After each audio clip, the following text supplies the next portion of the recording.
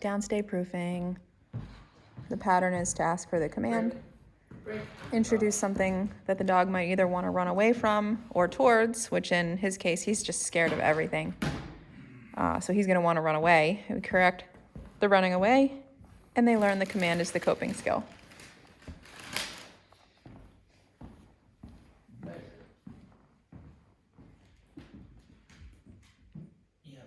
Go check it out. That's good. It's about to get scarier though.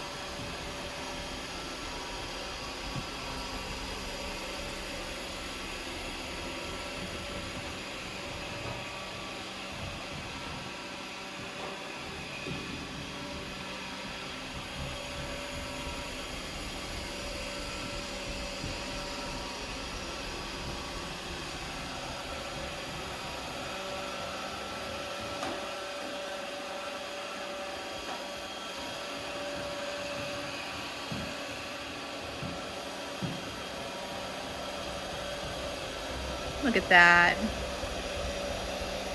Great. Yeah, buddy. Yeah, buddy. Good boy. Very nice. Very good. Very good. Very good.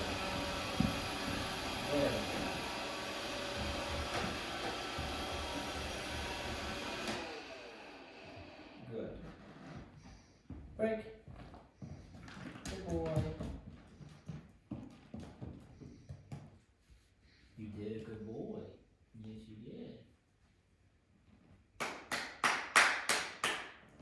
Good job.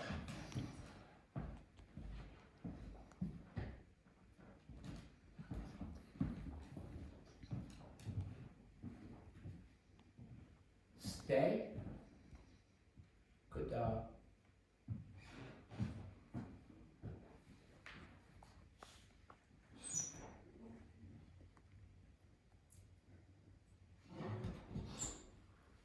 Good. It was such good work for him. Good. Stay.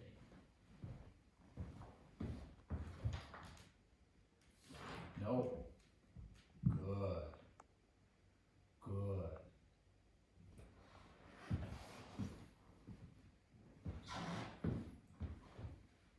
Good. Very good.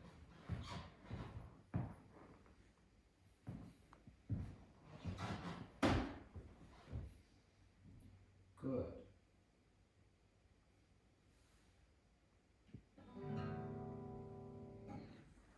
Good.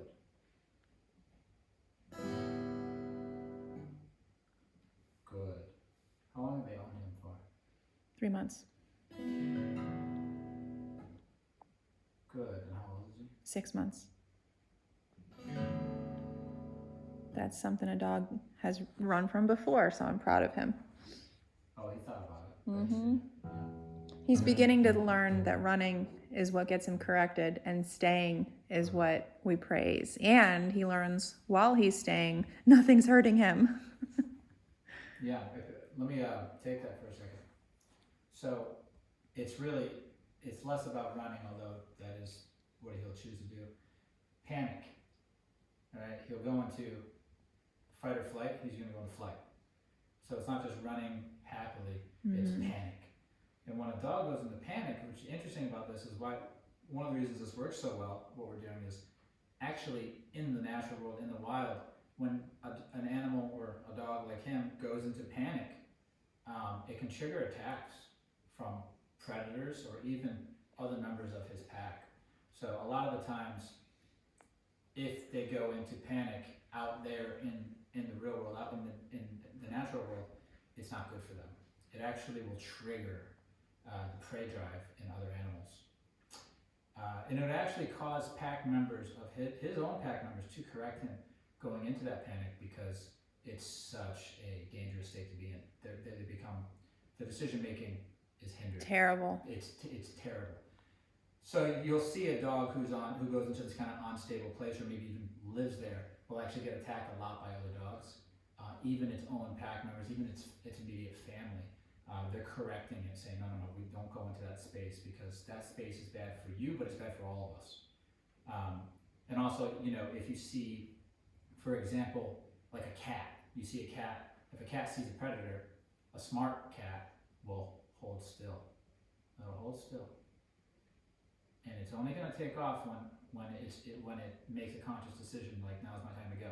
However, if you see some of these cats will go into panic prematurely, just panic.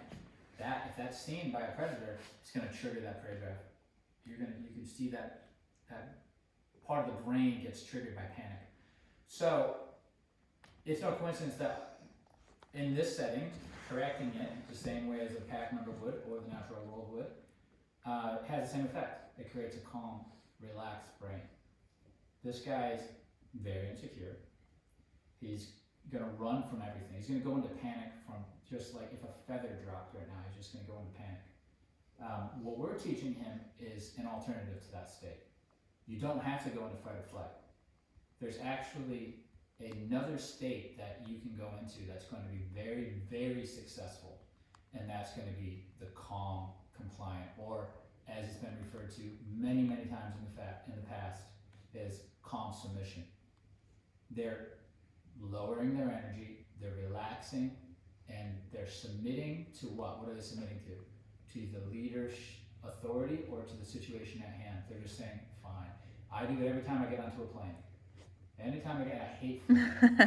I hate flying, but the only way for me to get through it in a calm and collected way where I'm not losing my mind is to surrender and to submit to the situation and to the pilot and to the stewardesses and to the security, whoever it is. I do what they say, and I surrender to the fact that I'm not in control.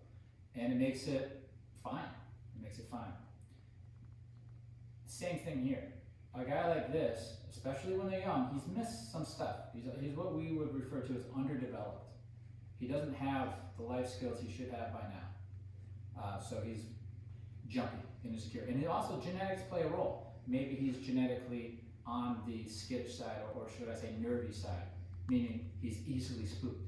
Some of the genetic pool can be like that. Doesn't mean, I've seen enough confidence from him with the other dogs though, that if we take the right approach, we can build that confidence up where it's not as noticeably as a problem, right? Even though he's worse than average, he can look average with some work. He looks really good right now. Right. So what is he doing right now? He's practicing, he's in a down, but that's not why this looks good. He's in the submissive state. He's in that calm state. He's in the state that I go into when I get on the plane. That's why he looks good. He feels good. He feels chill. This is nice. And for him, it must feel good to enter that state, to get out of that panic.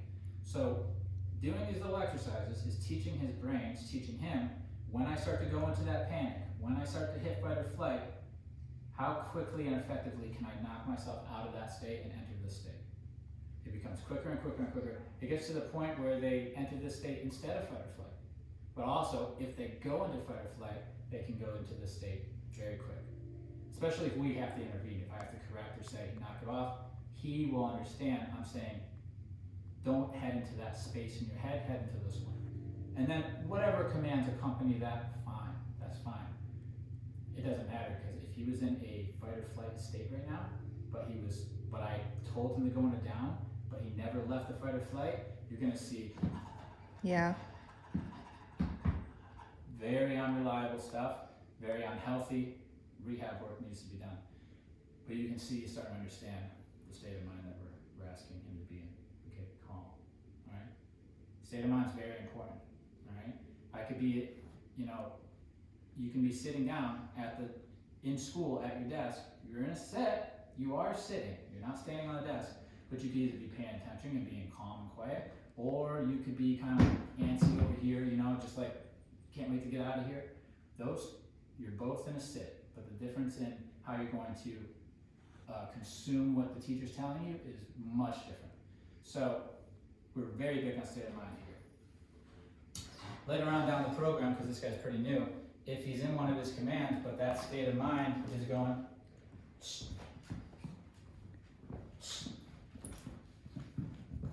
good, stay. If he's in a command, but that state of mind starts to go into a bad space later on in his training, especially going home, we'll just correct that. But you have to tell him the down, that's great, but if he's in the down and his mind's starting to go into a bad space, I can just disagree with that. And he will understand what I'm disagreeing with. That's the beauty of it. Or if he's not in a command at all, but the state of mind is starting to get into an unhealthy place, I can just disagree with that. That is what the pack members will do.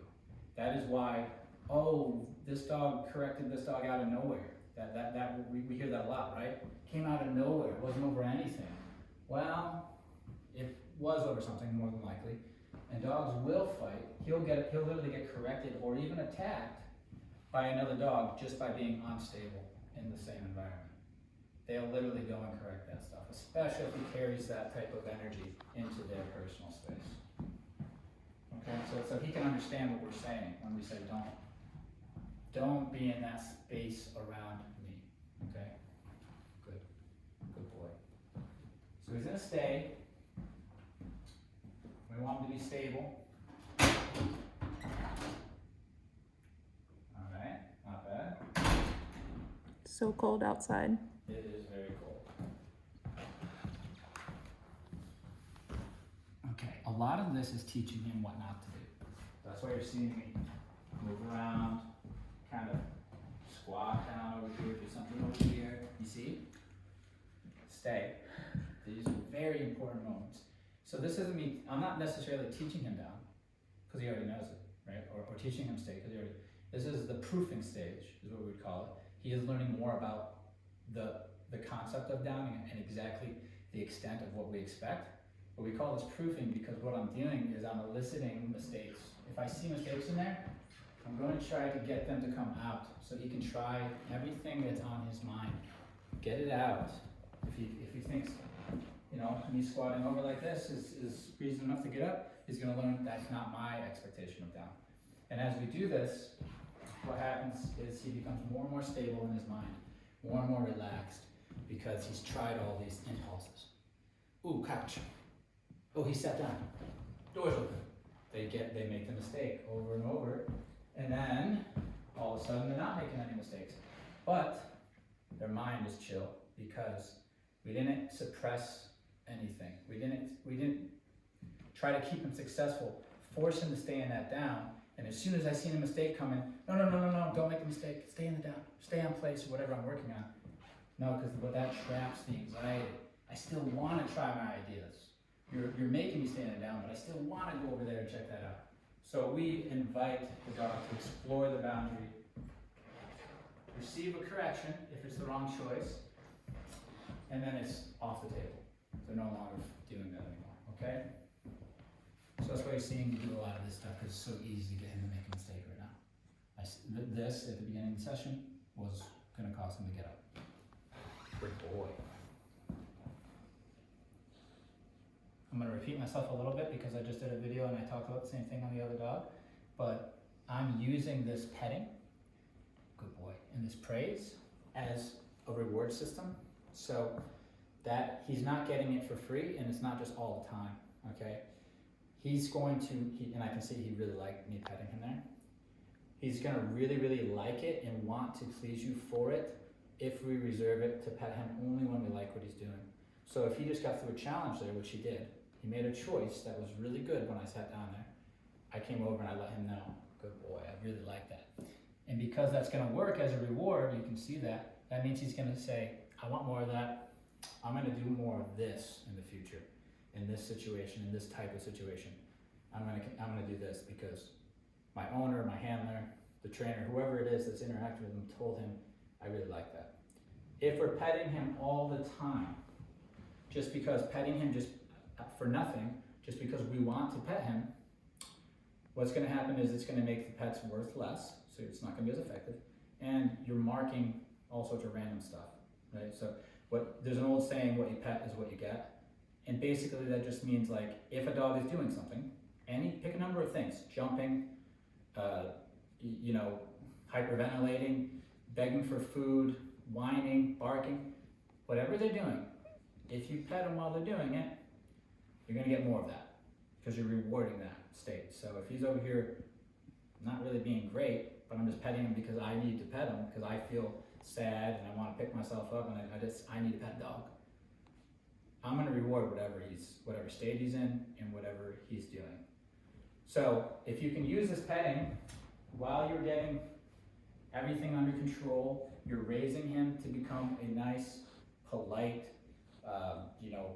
compliant member of the family, you're going to want to use that petting and that affection, but it's earned. Don't give it away for free, okay? That's going to be an easy fix, all right? You can get pet all you want. I can pet him all I want right now. I could come over here and I can just, enjoy it, but he's being good. He's doing what I like, right? Good. When I first met him,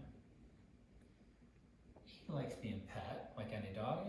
I like being pet, but it didn't mean that much. Now, when I'm petting him, it means so much more. I can see that. It actually brings a calm state to him. Look, what I don't want when I'm petting him is if I start to pet him, good boy, nice work, and his energy raises, I don't want that. I don't want to be rewarding him in a moment, say good boy, give him a pet, and then all of a sudden his energy raises and he starts getting squirrely and stuff again. I don't want that. I want calm affection. I want him to take it calmly. So if he starts to raise his energy, I'm going to say, no, I'm going to disagree with that. Calm the brain back down. Stop petting him, calm the brain back down, and then pet him again. That's how I taught him. This is why when you see in our videos when I'm petting the dogs, they look chill like this. That's taught. We taught them that's how you receive it. I don't actually like it when you elevate when I pet you. Now that's not to say I can't release him. I can. If I want to initiate play and allow him to raise his energy, that's totally fine. But it's my call, right? I'll say the release and then initiate some type of play or tell him to go play with the other dogs. Then, of course, raise your energy, have fun, right? But as soon as it's over and then I've expressed that we're done, then it's done. And if you pick the energy back up before I say it's time again, you're going to get corrected. Just keeping that nice default calm state is so important for the development of this guy's brain if we want a domesticated animal. He's going to be a sketchy guy if we can't get that state of mind calm in situations where he's otherwise going to be going into panic. So, I want to introduce this again. He's also young, he's 6 months. That means we have a fear stage that we're going to be going through in the next 6 months. So that means he's already skittish. You can expect him to even maybe have a period where he's a little bit more skittish of stuff. So if something comes up and he feels skittish about it, like the vacuum, I want to run away from the vacuum. We can work on that. I can use my training to say, stay here and watch. Watch the vacuum, learn that it's not going to hurt you, then he'll feel better about the vacuum, and he got over that. He didn't carry that superstition with him into adulthood. Same with like trash cans, like I said before, or strollers, or anything. It could be a shopping cart. Anything that I see that he might be a little weary of, I'm going to take the time to then tell him to relax, stay right here, watch me roll the trash can thing by so you can see that it's no longer anything to be afraid of.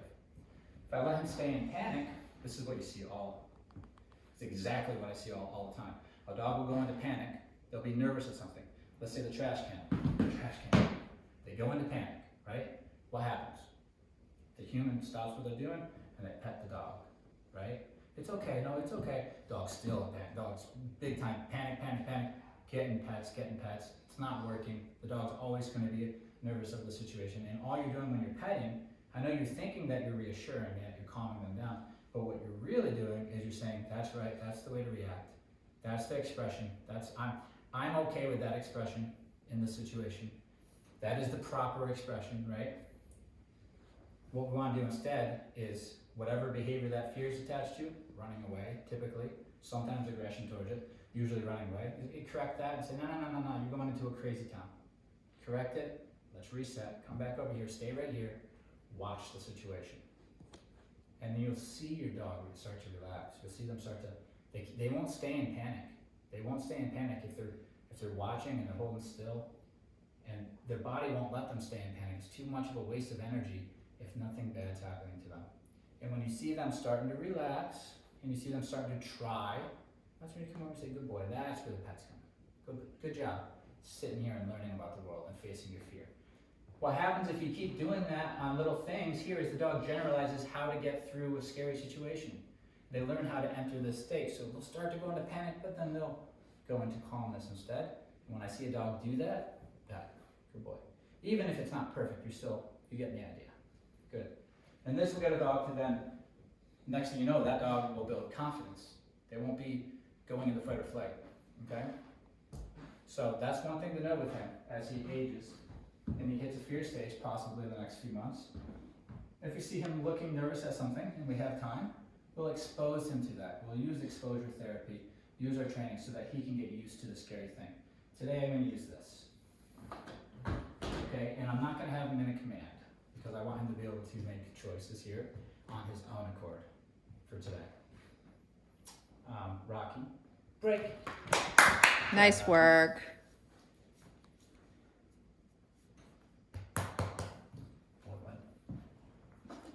Okay, so go ahead and get that thing going. Nothing. Close your sit this time. Good boy. Very nice.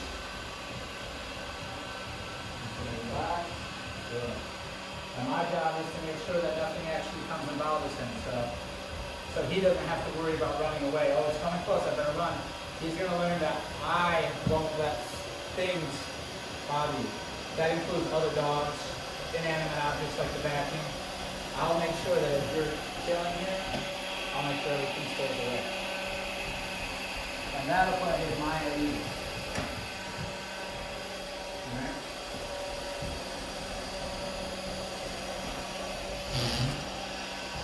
Let this roll on by and make sure you're right. Good. Good. Even better. Good. That's scary. That's good. So look, I'm coming around and petting him.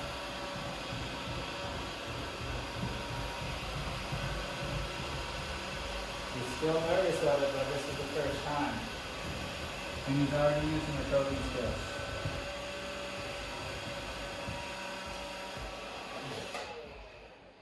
Just a little bit more, and then we'll work on our walk.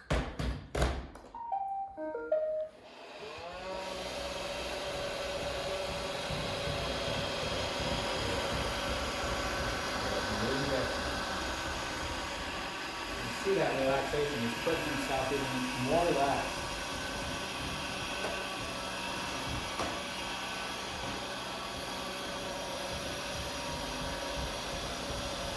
Alright. That's good enough. Good boy. Rocky. Break. Good job. Good job. Nice work. Alright, Rocky. Nice. Oh, that's a good Wow. position, boy. Yeah, that's good, Rocky. That's a good boy.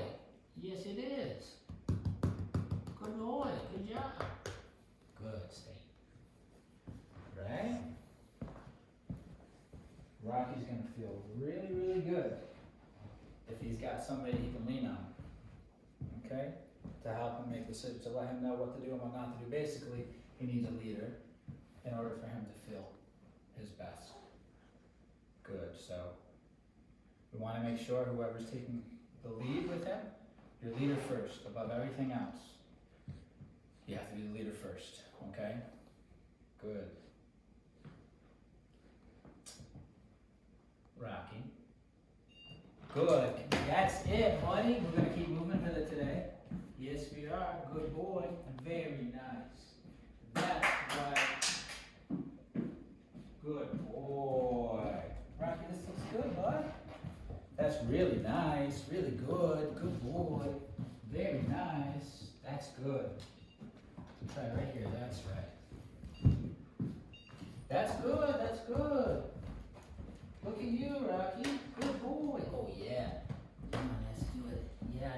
good. Wow, Rocky, good. That's good. That's good. That's really good. Keep it coming, come